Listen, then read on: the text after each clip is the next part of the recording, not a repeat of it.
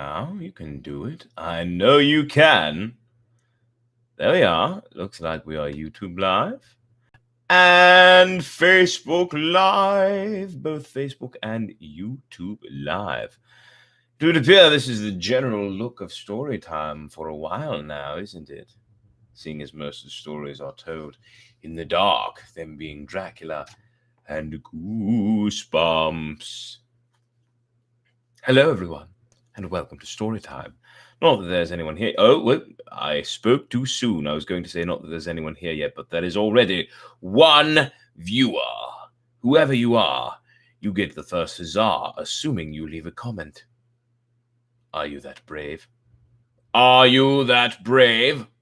It's a good question. It's a valid question. So, if you are, please feel free to leave a comment. Ooh, it's letting out a stream.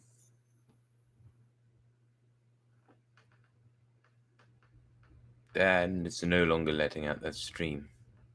I think the gas line might be clogged somehow in this, and that's why it's, not working so well. That's okay, though.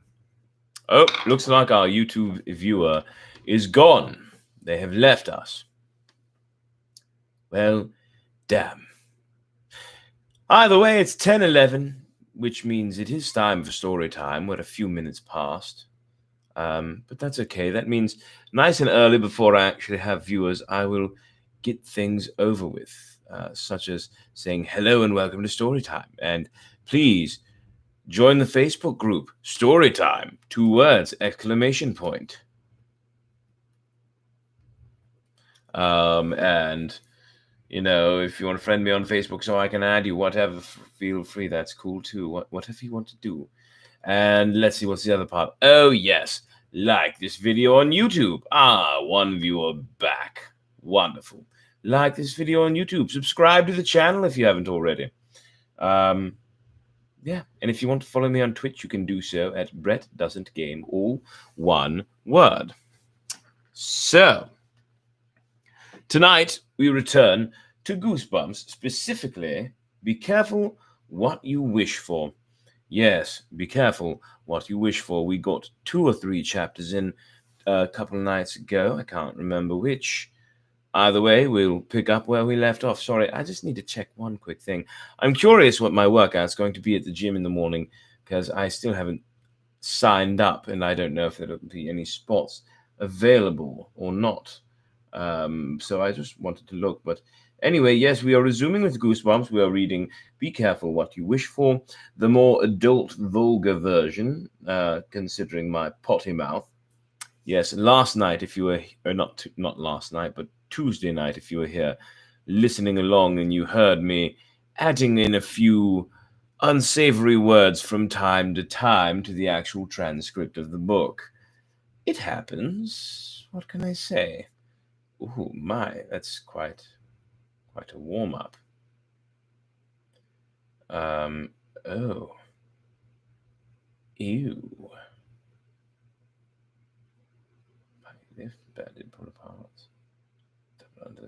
There's a lot of jump ropes in here. With the dumbbell power snatch, I may want to skip tomorrow, considering my low back needs a little more time to get stronger. Who knows? We'll see. Whatever the case, welcome once again to Storytime. Glad for those of you who are here, which it looks like it's only about one of you, but that's okay. We will read Goosebumps by firelight. Candlelight, which is still fire, but small fire. Oh, and don't forget to say no to peer pressure. I said no to peer pressure, so you should too. And here is how you do it. Ignore, say no, steer clear, walk away, a better idea, broken record, state the facts, make an excuse, reverse the pressure. That last one is very intense. Reverse the pressure. Sounds really intense, but how do you reverse the pressure? I may need a demonstration of that. There's a phone number on that. I may have to call it later. Either way, let us resume at chapter 3. I guess we're reading this in 2-chapter increments. That'll make it last longer. Here we go. Daphne made Judith and me shake hands and apologize to each other after she dragged me back into the classroom. I had to do it. It was either that or be tossed out of school.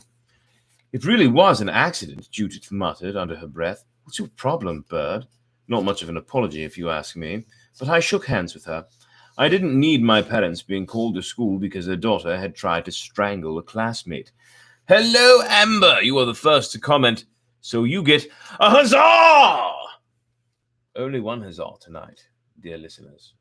So, congratulations, Amber. It's all yours. And no, you didn't miss it. Strangle a classmate. And I showed up reluctantly for basketball practice after school. I knew if I didn't show, Judith would tell everyone that she had scared me away. I showed up because I knew Judith didn't want me to, which I think is as good a reason as any. Ooh, 3 viewers on YouTube now. Wonderful. Also, I needed the exercise. I needed to run back and forth across the court a few hundred times to get the anger out.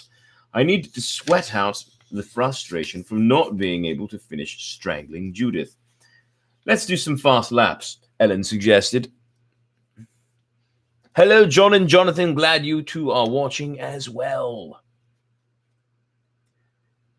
Some of the other girls groaned, but I didn't. I started running before Ellen even blew her whistle.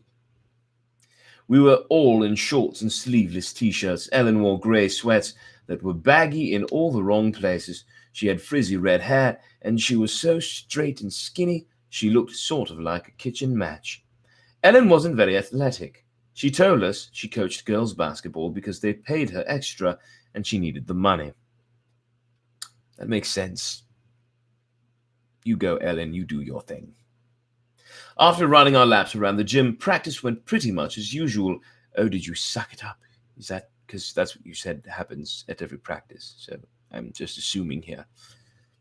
Judith and Anna passed the ball to each other a lot, and they both took a lot of shots, jump shots, layups, even hook shots. The others tried to keep up with them. I tried not to be noticed. I was still simmering about the tapioca pudding disaster and wanted as little contact with Judith or anyone as possible. I mean, I was really feeling glum. And watching Judith sink a 20-foot jumper, catch her own rebound, and scoop a perfect 2-handed shovel pass to Anna wasn't helping to cheer me up one bit. Of course, things got worse, as they tend to do. Anna actually passed the ball to me. I muffed it. It bounced off my hands, hit me in the forehead, and rolled away. Heads up, Bird, I heard Ellen cry. I kept running. I tried not to look upset that I had blown my first opportunity of the practice. A few minutes later, I saw the ball flying toward me again, and I heard Judith shout, "Get this one, Stork!" I was so startled that she had called me Stork to my face that I caught the ball. I started to dribble to the basket, and Anna reached a hand in and easily stole the ball. She spun around and sent an arching shot to the basket, which nearly went in. "Nice steal, Anna," Ellen cried. Breathing hard, I turned angrily to Judith. "What did you call me?" Judith pretended she didn't hear me. Ellen blew the whistle. "Fast breaks," she shouted. We practiced fast breaks 3 at a time, dribbling fast. We'd pass the ball back and forth. Then the one under the hoop with the ball was supposed to take the shot. I need to practice slow breaks, I thought to myself. I had no trouble keeping up with the others. I mean, I had the longest legs after all. I could run fast enough. I just couldn't do anything else while I was running. As Judith, Anna, and I came roaring down the court, I prayed I wouldn't make a total fool of myself. Sweat poured down my forehead. My heart was racing. I took a short pass from Anna, dribbled under the basket, and took a shot. The ball flew straight up in the air, then bounced back to the floor. It didn't even come close to the backboard. I could hear girls laughing on the sidelines. Judith and Anna had their usual superior smirks on their faces. "Good eye," Judith called, and everyone laughed some more. After 20 minutes of fast break torture, Ellen blew her whistle. "Scrimmage," she called out. That was a signal for us to divide into 2 teams and play each other. I sighed, wiping perspiration off my forehead with the back of my hand. I tried to get into the game. I concentrated hard, mainly on not messing up, but I was pretty discouraged. Don't blame you. Then, a few minutes into the game, Judith and I both dove for the ball at the same time. Somehow, as I dove, my arms outstretched.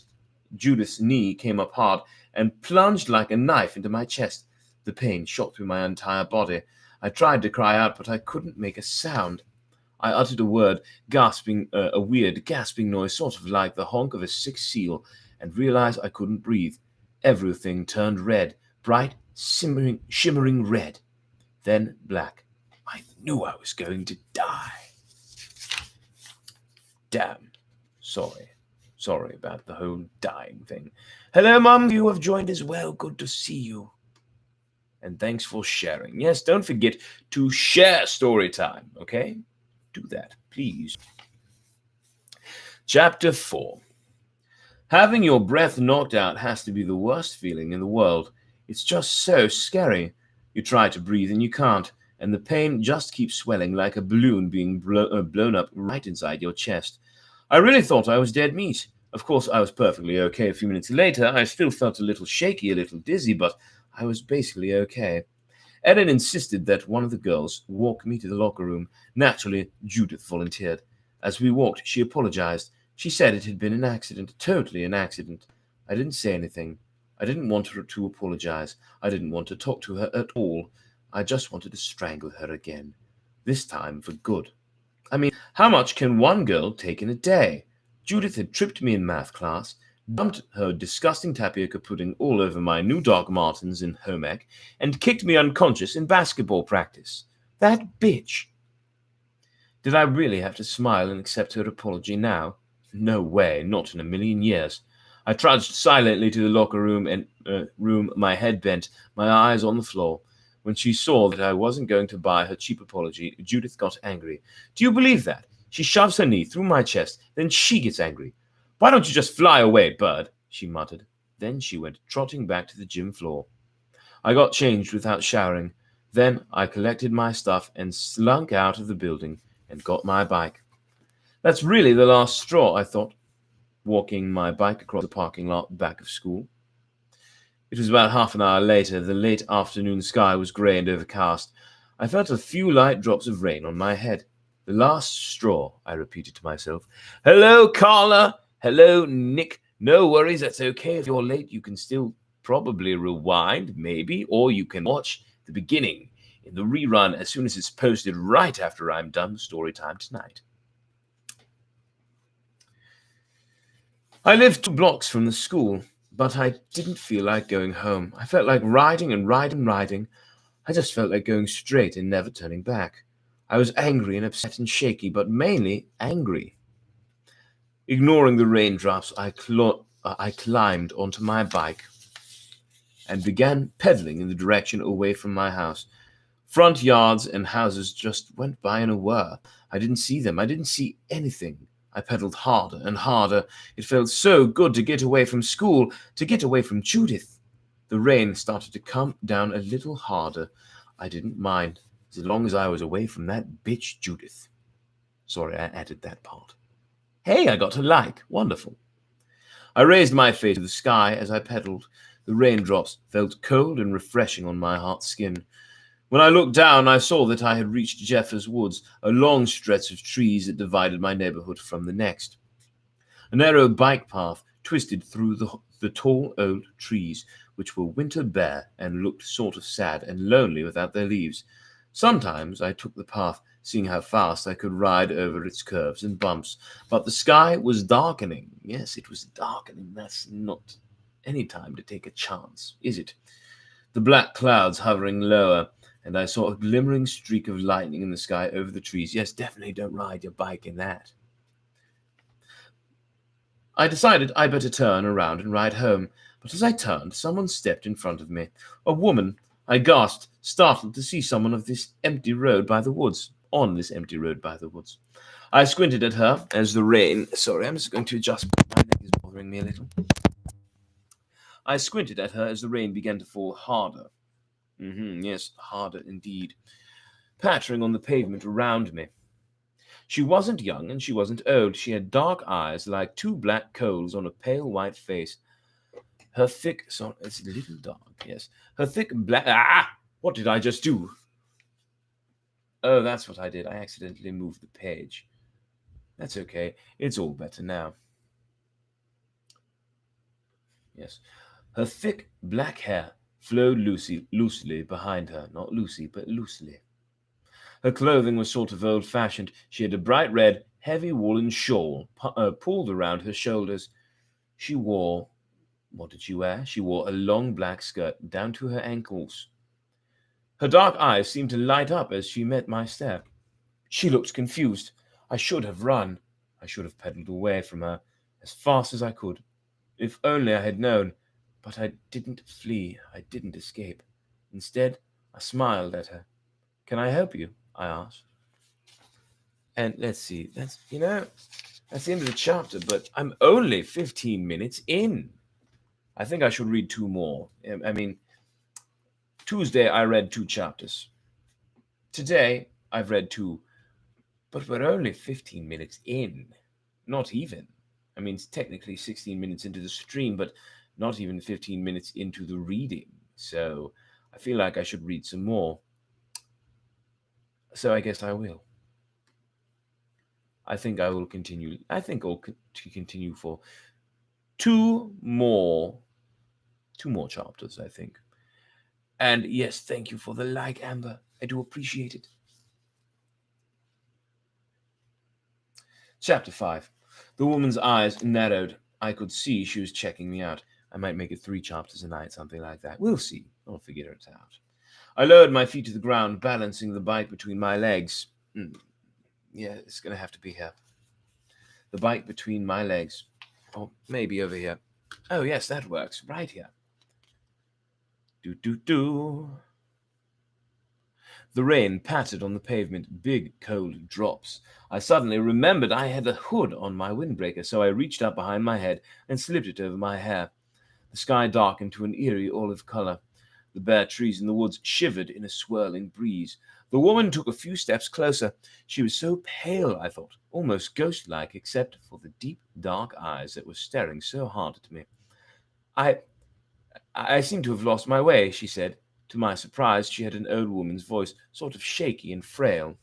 I squinted at her from under my hood. The rain was matting her thick, black hair to her head. It was impossible to tell how old she was. She could have been 20. She could have been 20 or 60. This is Montrose Avenue, I told her, speaking loudly because of the drumming of the raindrops. Actually, Montrose ends here, at the woods. She nodded thoughtfully, pursing her pale lips. I'm trying to get to Madison, she said. I think I have completely lost my direction. You're pretty far from Madison, I said. It's way over there, I pointed. She chewed at her lower lip. I'm usually pretty good at directions, she said fretfully in her shaky voice. She adjusted the heavy red shawl over her slender shoulders. Very slender indeed. Madison is way over on the east side, I said with a shiver. The rain was cold. I was eager to go home and get into some dry clothes. Can you take me there? The woman asked. She grabbed my wrist. I almost gasped out loud. Her hand was as cold as ice. Can you take me there? She repeated, bringing her face close to mine. I would be ever so grateful. She had taken her hand away, but I could still feel the icy grip on my wrist. Why didn't I run away? Why didn't I? Well, because you're being a good person. Duh. Why didn't I raise my feet to the pedals and ride out of there as fast as I could? Because you weren't being a jackass. That's why. Duh. Sure, I'll show you where it is, I said. Thank you, dear, she smiled. She had a dimple in one cheek when she smiled. I realized she was kind of pretty in an old-fashioned way. I climbed off my bike and, holding onto the handlebars, began to walk it. The woman stepped beside me, adjusting her shawl. She walked in the middle of the street, her eyes trained on me. The rain continued to come down. I saw another jagged bolt of lightning far away in the olive sky. The swirling wind made my windbreaker flap against my legs. Am I going too fast? I asked. No, dear, I can keep up, she replied with a smile. She held a small purple bag slung over her shoulder. She protected the bag by tucking it under her arm. She wore black boots under the long skirt. The boots I saw had tiny buttons running up the sides. The boots clicked on the wet pavement as we walked. I am sorry to be so much trouble, the woman said, again pursing her lips fretfully. No trouble, I replied. My good deed for the day, I thought, brushing a drop of rain off my nose. I love the rain, she said, raising her hands to it, letting the raindrops splash her open palms. Without the rain, what would wash the evil away? That's a weird thing to say, I thought. I muttered a reply. I wondered what evil she was talking about. Her long black hair was completely soaked, but she didn't seem to mind.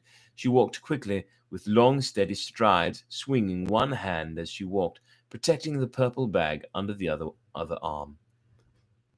Okay. A few blocks later, the handlebars slipped out of my hands. My bike toppled over, and the pedal scraped my knee as I tried to grab the bike before it fell. What a klutz! I pulled the bike up and began walking it again. My knee throbbed. I shivered. The wind blew. What the heck did I just drop? Oh no, I didn't want to drop that. It's a little card that lets you know that I said no to peer pressure. I can't lose this. Back to the reading. Where was I? Oh yes, what a klutz. I pulled my bike up and began walking it again. My knee throbbed. I shivered. The wind blew the rain into my face. What am I doing out here? I asked myself. The woman kept walking quickly, a thoughtful expression on her face. It's quite a rain, she said, gazing up at the dark clouds. This is so nice of you, dear. It isn't too far out of my way, I said politely. Just 8 or 10 blocks. Puh. I don't know how I could have gone so far astray, she said, shaking her head. I was sure I was headed in the right direction. Then, when I came to these woods, we're almost there, I said. What is your name? She asked suddenly.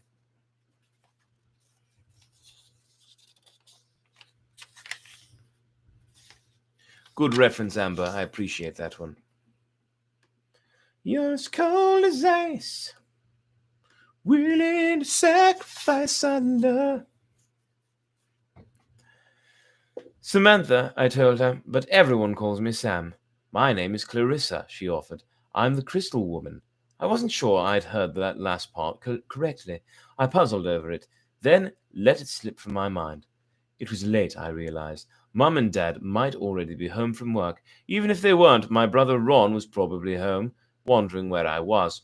A station wagon rolled toward us, its headlights on. I shielded my eyes from the bright lights and nearly dropped my bike again. The woman was still walking in the center of the street. I moved toward the curb so that she could move out of the station wagon's path, but she didn't seem to care about it. She kept walking straight, her expression not changing, even though the bright headlights were in her face. Look out, I cried. I don't know if she heard me. The station wagon swerved to avoid her and honked its horn as it rolled by. She smiled warmly at me as we kept walking. So good of you to care about a total stranger, she said. The streetlights flashed on suddenly. They made the wet street glow. The bushes and hedges, the grass, the sidewalks, everything seemed to glow. It all looked unreal. Here we are. This is Madison, I said, pointing to the street sign. Finally, I thought. Finally. I just wanted to say goodbye to this strange woman and pedal home as fast as I could. Lightning flickered, closer this time. What a dreary day, I thought with a sigh. Then I remembered Judith. The whole miserable day suddenly rolled through my mind again. I felt a wave of anger sweep over me. Which way is east? The woman asked, her shaky voice breaking into my bitter thoughts. East? I gazed both ways on Madison, trying to clear Judith from my mind. I pointed. The wind picked up suddenly, blowing a sheet of rain against me. I tightened my grip on the handlebars. You are so kind, the woman said, wrapping the shawl around her. Her dark eyes stared hard into mine. So kind. Most young people aren't kind like you. Thank you, I replied awkwardly. The cold made me shiver again. Well, goodbye. I started to climb onto my bike. No, wait, she pleaded. I want to repay you. Oh, my. Repayment, eh? Huh? I uttered. No, really, you don't have to. I want to repay you, the woman insisted. She grabbed my wrist again, and again I felt a shock of cold. So cold. Brr, it's cold.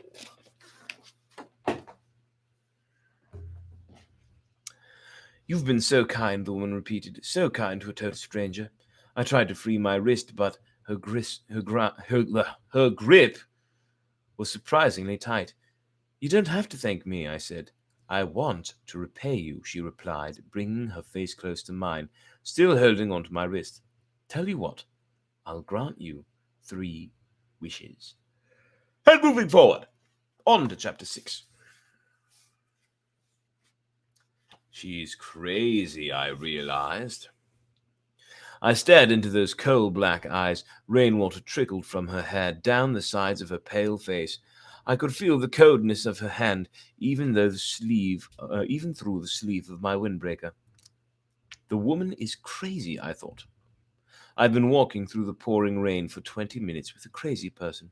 3 wishes, the woman repeated, lowering her voice as if not wanting to be overheard by anyone. No thanks. I've really got to get going. I've really got to get home.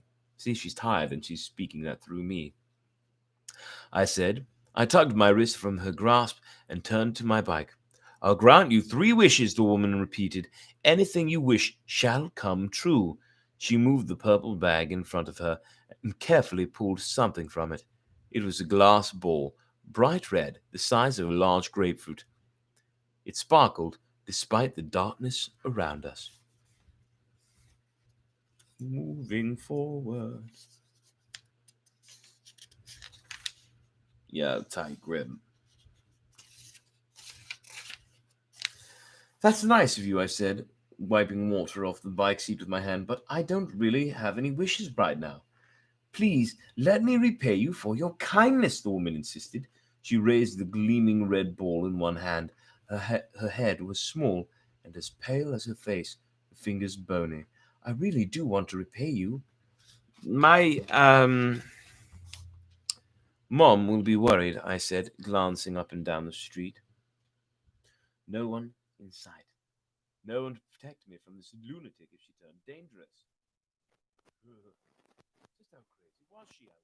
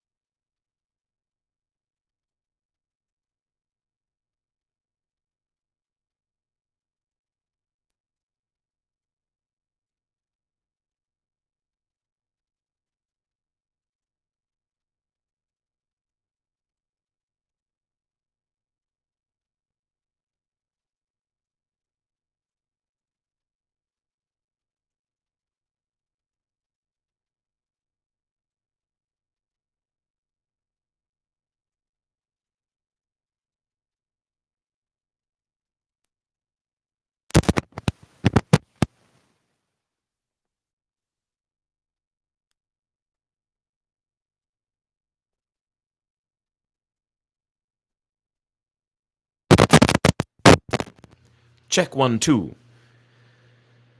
All right, the sound should be back. I'm going to go backward in the story a little bit. Thank you for letting me know. Every now and then the wire gets a little snug around the bar here, and it tugs and it pulls it loose. So that's probably why you couldn't hear me for a moment there. Yes, I am back. The sound is back. So let me go back a little bit in the story. My mom will be worried, I said, glancing up and down the street. No one in sight. No one to protect me from this lunatic if she turned dangerous. Uh-oh. Just how crazy was she, I wondered. Could she be dangerous? Was I making her angry by not playing along, by not making a wish? It isn't a joke, the woman said, reading the doubt in my eyes. Your wishes will come true, I promise you. She narrowed her gaze. The red ball suddenly glowed brighter. Make your first wish, Samantha. I stared back at her, thinking hard.